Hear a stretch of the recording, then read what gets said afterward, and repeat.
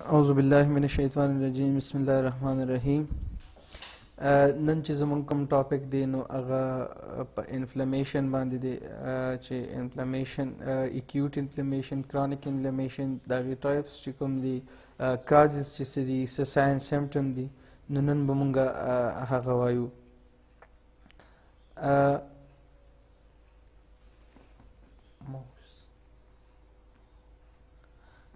definition چکم دی اغا د inflammation تاسو ته مخامخ کاری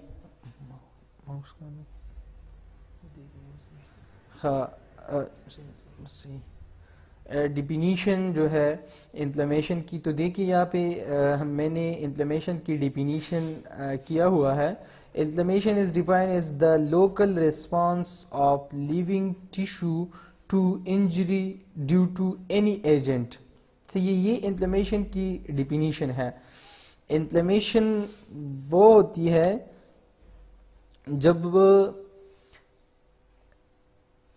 कोई local response of living tissue या कोई इंजरी आ जाता है, तो या कि जो कोई एजेंट की वजह से कोई लोकल रिस्पांस आता है, तो उसको हम क्या कहते हैं, inflammation. Inflammation is defined as the local response of living tissue to injury due to any agent. Inflammation is a process by which the body immune system malfunction।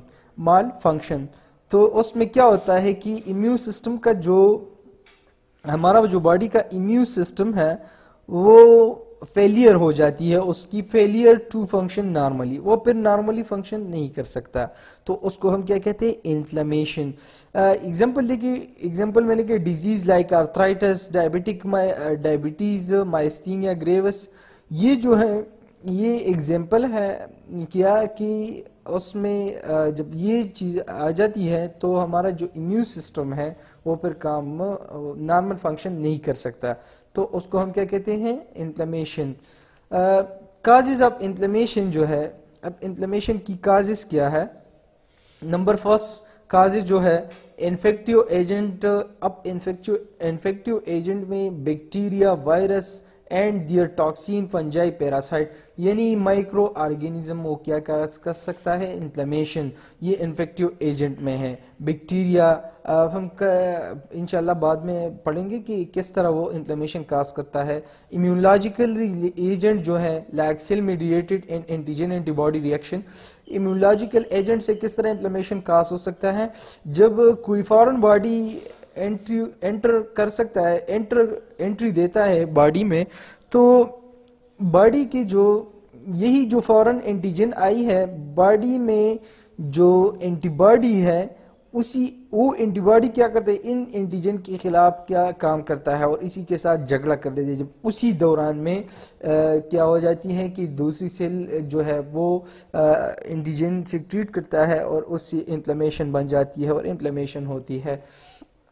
तो अब ये था immunological. Physical agent like heat, cool, radiation, mechanical trauma, ये भी काज है inflammation का, ये भी इन्फ्लेमेशन काज कर सकता है। अब देखिए केमिकल एजेंट, तो chemical agent like organic and inorganic poison जो है उससे भी इन्फ्लेमेशन आ सकती है। Inert material such as foreign body, अगर कोई फॉरेन बॉडी इंजर्ट हो जाए बॉडी में तो उससे भी इन्फ्लेमेशन आ सकता है। तो ये काजेज ऑफ इन्फ्लेमेशन है। यहाँ पे जब इन्फ्लेमेशन आ जाती है तो 5 कार्डिनल साइन सिम्पटम होती है, इसकी 5 कार्डिनल साइन सिम्पटम होती है, साइन होती है 5 कार्डिनल या 4 कार्डिनल साइंस जो है।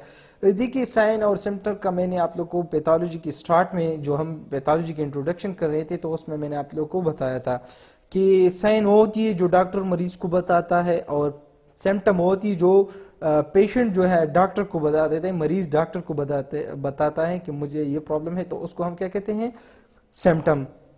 नंबर उसमें जो है मेडिकली रोबर जो रेडनेस आती है, एक ये साइन है इन्फ्लेमेशन की कि रेडनेस होगी। दूसरा स्वेलिंग होगी, क्या होगी, स्वेलिंग होगी, स्वेलिंग को मेडिकली ट्यूमर कहते हैं। कॉलर होगी, कॉलर को हीट को कहता है, जब हीट वो जगह जो जहाँ पे इन्फ्लेमेशन आई है वो जगह गर्म होगी, वो जहाँ पर इन्फ्लेमेशन आई है वो पेन भी करेगी, तो उसको फिर हम डॉलर कहते हैं, डॉलर पेन को कहता है। फिफ्थ फंक्शन जो है उसको हम फंक्शनलाइजा कहते हैं। फंक्शनलाइजा का मतलब है लॉस ऑफ फंक्शन। जिस जगह पे इन्फ्लेमेशन आई हुई है वो जगह पर फिर हम फंक्शन नहीं करते तो उसको फिर हम क्या कहते हैं, फंक्शनलाइजा, लॉस ऑफ फंक्शन। तो ये 5 कार्डिनल साइन है किसका, इन्फ्लेमेशन का। देखिए यहाँ पे इन्फ्लेमेशन में मैंने स्ट्रक्चर में आप लोग को इस डायग्राम में दिखाया है। देखिए कॉलर, कॉलर मीन की क्या होती है, यहाँ पे मैंने आप लोग को कॉलर बताया कि कॉलर किसे कहते हैं, हीट, तो वो जगह गर्म होती है। दूसरा रॉबर, वो जगह रेडनेस होगी। आपको फेस स्ट्रक्चर अगर यहाँ पे नजर आती है तो देखिए ये फेस स्ट्रक्चर को, तो यहाँ पे उसको गर्मी हो रही है, हीट है, यहाँ पे फेस स्ट्रक्चर रेड है तो उसको रॉबर कहते हैं। यहाँ पे देखिए ट्यूमर स्वेलिंग आई है, नजर आ रही है, तो ये स्वेलिंग आई है।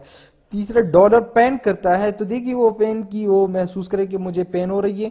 और ये जो फंक्शनलाइजा है तो मीन कि वो फंक्शन लॉस हुई है, वो फिर इससे फंक्शन नहीं कर सकता। देखिए कोई फ्रैक्चर वगैरह है तो उसने बैक स्लैब बांधी हुई है तो उस पर वो नहीं कर सकता, फिर मूवमेंट नहीं कर सकता, तो फंक्शन लॉस हुई है। तो ये 5 कार्डिनल साइन सिम्टम है किसकी, इन्फ्लेमेशन की। अब हम आते हैं सीधा टाइप्स ऑफ इन्फ्लेमेशन की तरफ कि टाइप्स ऑफ इन्फ्लेमेशन क्या है। Mainly there are 2 type of inflammation. Number 1 जो है इसको हम एक्यूट इन्फ्लेमेशन कहते हैं, नंबर 2 जो है उसको हम क्रॉनिक इन्फ्लेमेशन कहते हैं।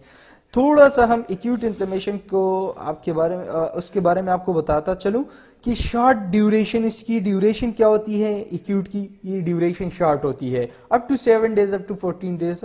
ये तो मिनट से लेके हावर तक, हावर में ये महदूद होता है, वो फिर भी खत्म हो सकता है एक्यूट इन्फ्लेमेशन में।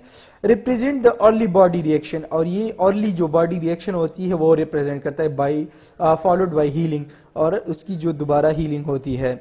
क्रॉनिक इन्फ्लेमेशन जो है वो लॉन्गर ड्यूरेशन होती है। Causative agent of acute inflammation persist for a long time, यह लॉन्ग टाइम के लिए परसिस्ट होता है। कॉजेगेटिव एजेंट जो है एक्यूट इन्फ्लेमेशन, ये प्रोलॉन्ग होती है, ड्यूरेशन प्रोलॉन्ग होती है। Causative agent of acute inflammation persist for a long time, और ये जो कॉजेगेटिव एजेंट होती है वो लॉन्ग टाइम के लिए परसिस्ट होती है बॉडी में। Another variant chronic active inflammation stimulus in such that it induce chronic inflammation from the beginning। ये होती है कि जो एक्यूट इन्फ्लेमेशन होती है वो परसिस्ट हो जाती है और वो इंड्यूस हो जाती है, फिर कन्वर्ट हो जाती है क्रॉनिक इन्फ्लेमेशन में। अब देखिए यहाँ पे एक्यूट इन्फ्लेमेशन में डिफिनीशन अगर कोई लिखना चाहते हैं form of notes, it is a short-term process occurring in response to tissue injury, usually appearing within a minutes or hours. It is characterized by 5 cardinal sign symptoms: pain, redness, immobility, loss of function, swelling and heat। ये मैंने पहले आप लोग को बताया, ये जो एक डिफिनीशन हुआ आप लोगों के लिए। देखिए क्या क्या चेंजेस आते हैं एक्यूट इन्फ्लेमेशन में। नंबर फर्स्ट उसमें एक वास्कुलर चेंज आता है। देखिए वास्कुलर इवेंट्स या वास्कुलर चेंज जो है इसमें क्या होता है, देखिए इसमें initial transient vasoconstriction of arteriole होती है। जो आर्टिवोल होती है, टर्मिनेटेड फॉर्ट्रोप आर्टरी जो होती है, जहाँ पे आर्टरी खत्म हो जाती है तो उसको आर्टिवोल कहता है। अब उसी आर्ट्रियोल में फर्स्ट क्या होती है कि वेजो कंस्ट्रक्शन होती है, वो कंस्ट्रक्ट हो जाती है।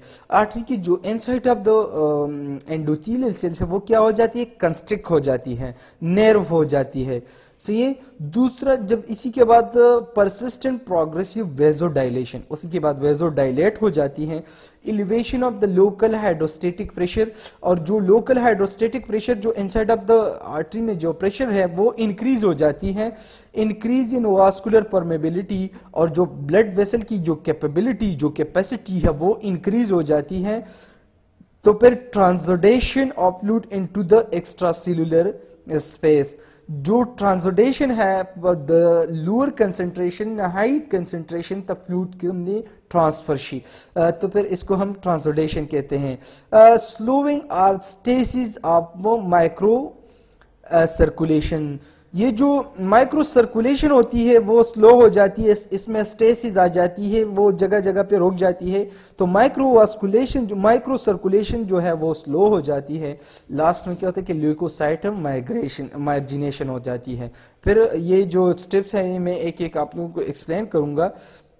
देखिए ये नॉर्मल फॉर एग्जांपल आर्टरीज हैं या कैपिलरीज हैं। देखिए ये नॉर्मल कैपिलरीज हैं। देखिए ऊपर वाला जो है नॉर्मल है। देखिए ये नेट आउट फ्लो है। यहाँ पे कैपिलरी जो है नॉर्मल स्ट्रक्चर में है। अब देखिए एक्यूट इन्फ्लेमेशन जब इसी कैपिलरी का ये पहले में क्या हो, देखिए ये वेजो कंस्ट्रिक्ट हुई है, इसमें कंस्ट्रक्शन है। अब देखिए ये डायलेट हुई है, इसमें क्या आए हैं, वेजो डायलेशन हुई है। तो एक्यूट इन्फ्लेमेशन में यही होता है कि ये फैला जो आर्ट्रियोल है वो यहाँ पे भी इन्फ्लेम्ड हुई है, जो वेन्यूल है वो भी इन्फ्लेम्ड हुई है, और जो कैपिलरीज है वो भी इन्फ्लेमेशन उसकी हुई है। तो इसमें जो हाइड्रोस्टैटिक प्रेशर है वो इंक्रीज हुई है। जो कोलोटिक ऑस्मोटिक प्रेशर है या ऑस्मोटिक जो अनकोटिक प्रेशर है, जिसमें हम oncotic proteinic pressure also called proteinic pressure, तो वो डिक्रीज हुई है। सही है। तो इस दोनों में आप डिफरेंस अगर देखिए, ये नॉर्मल है और ये एक्यूट इन्फ्लेमेशन उस स्ट्रक्चर में है। ये दूसरा भी इसी तरह है। देखिए तो इसमें एक्स्ट्रा सेल्यूलर मैट्रिक्स जो है वो बिल्कुल नॉर्मल है, फर्स्ट में वेजो कंस्ट्रक्टेड है। सही है, नॉर्मल फ्लो है। अब अगर इन्फ्लेम्ड हुई है, इन्फ्लेम्ड मीन के इन्फ्लेमेशन आई हुई है, तो देखिए इन्फ्लेमेशन में ये डायलेट हुई है। आर्ट्रियोल इज अ डायलेशन, इसकी डायलेटेशन हुई है। जब डायलेट हो जाती है तो उसमें जो ब्लड सेल है वो देखिए स्टेसिस हो जाती है और इसकी मार्जिनेशन हो जाती है। ये देखिए कैपिलरीज में वो भी डायलेटेड हुई हैं। एक्सपेंसेशन ऑफ कैपिलरीज बिट जो है, इंक्रीज ब्लड फ्लो, उसमें ब्लड फ्लो इंक्रीज हुई है। ये देखिए जो वेन्यूल है तो उसमें वेन्यूल डायलेटेशन हुई है, लेग की जो प्लाज्मा हुई है, प्रोटीन और एडेमा, और फिर वो एडेमा स्वेलिंग में कन्वर्ट हो जाती है। ये मैं डिटेल में समझाऊंगा। देखिए causes of increase vascular permeability. अब जो वास्कुलर परमेबिलिटी होती है उसकी क्या काजेज होती हैं जो इंक्रीज परमेबिलिटी करता है? Endothelial cell contraction, sorry not construction, endothelial cell contraction, उसकी कंट्रैक्शन हो जाती है, नैरो हो जाती है। Intracellular gap in first capillary venule, intracellular gap जो होती है वो कम हो जाती है क्योंकि कंस्ट्रक्शन आ जाती है, तो एंडोथेलियल इंजरी आ जाती है। इससे क्या आ जाती है, एंडोथेलियल सेल का क्या होती है, इंजरी आ जाती है, और टू फॉर्म में आ जाती है। इसको एक को हम डायरेक्ट कहते हैं और एक जो है leucocyte induced. Increase transcytosis of fluid हो जाती है। दूसरा leakage form from new blood vessel. ये मैं आपको एक एक समझाऊंगा। देखिए आगे, डायरेक्ट एंडोथेलियल इंजरी किस तरह होती है? इमीडिएट सस्टेन रिस्पांस, ये इमीडिएट जल्दी में क्या रिस्पांस आती है, occur immediately and last until vessel repair. ये एक्यूट इन्फ्लेमेशन की बात हो रही है। तो जब कोई इमीडिएटली कोई रिस्पांस आता है एक्यूट इन्फ्लेमेशन में, वो उस वक्त तक होती है जब वो दोबारा रिपेयर नहीं हो जाती, वो जगह दोबारा रिपेयर नहीं हो जाती। तो अब रिपेयरिंग उसकी किस तरह होती है? अब रिजल्ट ऑफ सिवियर इंजरी, अगर कोई डायरेक्ट इंजरी में इंजरी जब आ जाती है, direct injury, vascular leakage by causing of endothelial cells necrosis and detachment. अगर कोई बर्निंग या कोई केमिकल इंजरी आ जाती है या कोई फिजिकल एजेंट से, तो उससे भी एंडोथेलियल जो सेल है वो रप्चर हो जाती है और इन्फ्लेमेशन आ सकती है। देखिए ल्यूकोसाइट डिपेंडिंग, ये था डायरेक्ट, ये जो पहले था वो डायरेक्ट एंडोथेलियल सेल जो डैमेज हो गई कोई बर्निंग से या कोई ट्रॉमा से। अब ये जो है ये leukocyte dependent endothelial cell injury, ये ल्यूकोसाइट पे डिपेंड करेगा। किस पे डिपेंड करेगा? ल्यूकोसाइट पे डिपेंड करेगा। मैं आप लोगों को समझाऊंगा कि किस तरह ये डिपेंड करता है ल्यूकोसाइट पे। देखिए एंडोथेलियल सेल में also be damage as a consequence of leukocyte accumulation along with the wall vessel. ये जो एंडोथेलियल सेल होती है, जो वेसल के वाल जो होती हैं, वाल के साथ अटैच होती हैं, अगर ल्यूकोसाइट जो है, ल्यूकोसाइट का मतलब हमारा WBC है, उसी के जो पार्ट्स है न्यूट्रोफिल, बेसोफिल, एसिनोफिल जो है, वो जो किसी एंडोथेलियल सेल के साथ डिटैच हो जाते हैं तो भी वो एंडोथेलियल सेल डैमेज कर सकता है। एक्टिवेटेड ल्यूकोसाइट जो है release many toxic mediated mediator that may cause endothelial injury or detachment. जो एक्टिवेटेड ल्यूकोसाइट न्यूट्रोपिल जो है, या इसको हम सेल मीडिएटर भी उसको कहते हैं, जो कोई टॉक्सिन जो होती है उस सेल जो रिलीज करता है उससे भी एंडोथेलियल सेल डैमेज हो सकता है। सही है। अब सेलुलर इवेंट्स में देखिए leukocyte recruitment to site of injury किस तरह होती है। extravasation sequence of events in the recruitment of leukocyte from the vascular lumen to the extravascular space। जो वेसल की जो ल्यूमन होती है वहां से लेके एक्स्ट्रा वास्कुलर स्पेस, जो वास्कुलर स्पेस नहीं है एक्स्ट्रा स्पेस है, उसमें जब जाते हैं तो एंडोथेलियल सेल डैमेज हो जाती है। Leukocyte activation at the site of cell at the site of injury, जहां पे इंजरी आ जाती है वहां पे ल्यूकोसाइट क्या हो जाती है, एक्टिवेट हो जाता है। फॉर एग्जांपल अगर कोई फॉरेन बॉडी आई है, बैक्टीरिया आई है, तो हमारे बॉडी में जो WBC है, WBC जो हम उसको ये भी कहते हैं कि ये हमारा इम्यून सिस्टम है, तो उसी का एक पार्ट न्यूट्रोपिल या मोनोसाइट या लिम्फोसाइट वो एक्टिवेट हो जाता है। तो वही जहाँ पे जो फॉरेन बॉडी है वो क्या करते हैं, पेगोसाइटोसिस करते हैं, इसको एंगल्फ करते हैं, बट इसकी अलग इससे पहले प्रोसेस करता है। पैगोसाइटोसिस ऑफ पार्टिकल, पैगोसाइटोसिस का मतलब engulfing of the foreign body, जो भी है process of engulfment of the solid particle material by the leucocyte. ये ल्यूकोसाइट जो है is a form of neutrophil या मोनोसाइट क्या करता है, वही फॉरेन बॉडी एंगल्फ करता है और उसी प्रोसेस को हम पैगोसाइटोसिस कहते हैं। अब एक्स्ट्रावेसेशन देखिए, यहाँ पे मार्जिनेशन, ये आप लोगों को मैंने यहाँ पे ब्लड वेसल, ये ब्लड वेसल दिखाई हुई है, देखिए यहाँ पे ये क्या है, ब्लड वेसल है। ये अब एक इसकी प्रोसेस होगी margination. Leukocyte assume peripheral portion of lumen. Margination हम उसको कहते हैं, ये ब्लड ल्यूमन है, जब यहाँ से ये जो ल्यूकोसाइट है WBC का जो पार्ट है न्यूट्रोपिल मोनोसाइट, ये यहाँ से मूवमेंट स्टार्ट करेगा और ल्यूमन एक्स्ट्रा वास्कुलर स्पेस में ये जब जाएगा तो उसको हम क्या कहते हैं, मार्जिनेशन। रोलिंग इन एडहेजन। अब देखिए, अब एडहेजन किसे कहते हैं ये मैं आपको पहले समझाऊं कि जब यही ल्यूकोसाइट एंडोथेलियल सेल के साथ जब अटैच हो जाते हैं, एडहेस हो जाते हैं, तो उसको हम क्या कहते हैं, एडहेजन। सही है। Leukocyte tumble slowly along the endothelium and adhere transiently detach and behind antigen, ये इसी के साथ क्या अटैच हो जाती हैं। अब डायपिटिस जो है ये transmigration of leukocyte across the endothelium, जब यहाँ पहुंच जाते हैं एंडोथेलियम को तो उसको फिर हम क्या कहते हैं, ट्रांसमार्जिनेशन, और इसी के साथ जब डिटेच हो जाते हैं।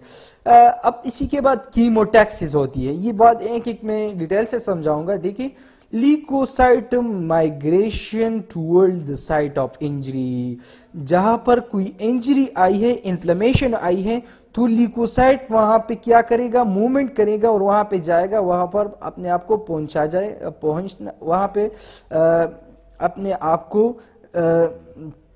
आप को क्या करने वहां पे पहुंचाना है। तो ल्यूकोसाइट जब वहां पे पहुंच जाता है तो उसको हम क्या कहते हैं, कीमोटैक्सिस, उसको हम क्या कहते हैं, कीमोटैक्सिस।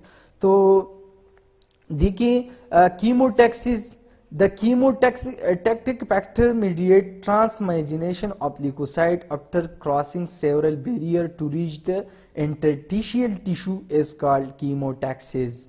कीमोटैक्सिस हम उसको कहते हैं जब यही ल्यूकोसाइट सेल जो है ये टुवर्ड्स द इंजर्ड पार्ट, जहां पे इन्फ्लेमेशन आई है उसी की तरफ जब यहाँ पे आ जाते हैं और यहाँ पे पहुंच जाते हैं तो उस प्रोसेस को हम क्या कहते हैं, कीमोटैक्सिस। इस प्रोसेस को हम क्या कहते हैं, और जब ये पकड़ जाते हैं, ये जो इंजरी है फॉरेन बॉडी, यहाँ पे जो इंजरी है या फॉर एग्जांपल कोई माइक्रो ऑर्गेनिज्म है और ये पकड़ देता है, इनगल्प करे, तो उसको हम क्या कहते हैं, पेगोसाइटोसिस। यहाँ पे पेगोसाइटोसिस को देखिए, पेगोसाइटोसिस उस अमल को कहते हैं जहाँ पे कोई फॉरेन बॉडी हो और वही ल्यूकोसाइट जो हमारे मोनोसाइट ये हैं या न्यूट्रोपिल है या इज अ फॉर्म ऑफ मैक्रोपेज, वही फॉरेन बॉडी जब एंगल्फ करता है, पकड़ता है, तो उसको पेगोसाइटोसिस कहते हैं। Phagocytosis is defined as the process of engulfment of solid particle, जो सॉलिड पार्टिकल है वो एंगल्फ करते तो उस प्रोसेस को हम क्या कहते हैं, phagocytosis. Material by the cell, cell क्या करता है, फिर उसको ईट कर देता है, खाता है। The cell performing this function are called phagocytes. जो सेल ये फंक्शन जो परफॉर्म करता है उसको हम क्या कहते हैं, पेगोसाइट कहते हैं। इसको हम क्या कहते हैं, जो सेल ये काम परफॉर्म करता है, जो भी सेल, वो न्यूट्रोफिल हो, वो मैक्रोफेज हो या मोनोसाइट हो, तो उसको हम क्या कहते हैं, पेगोसाइट।